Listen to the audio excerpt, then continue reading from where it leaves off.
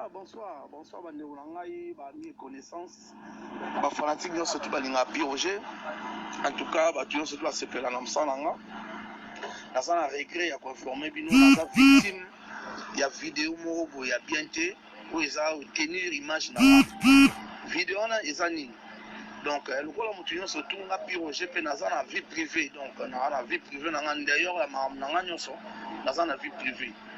Nazali ko vivre na une copine pour pas aller libanda mboka. Donc tant on vivre tout na monake. Donc idéologie na yena réseau simba soute. Na préféré na couper court na relation là.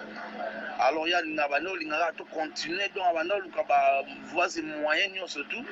Maintenant nazali ki suna besoin été. Le rôle à mon na besoin été donc pour na ye a préféré. Donc parmi bah appel vidéo tout ça ou bien dans la l'air mon pays yobika ndenge zalaka a préféré ko bimisa image moko appel vidéo tout ça ou bien dans la a tsango na kata réseaux sociaux yango na zo inviter mutu nyonso alinga Roger.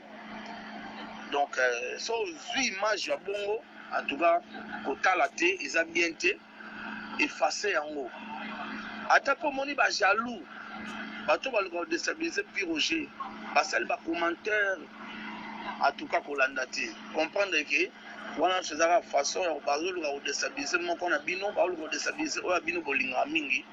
Donc eza benanga et boza à l'aise et koleka naza mutaliboso te oyo basali loka bongo pe ba yo sala ngo jour nini donc jour pena à Pâques jour OK baluka basacrifiaka mwana nzambe.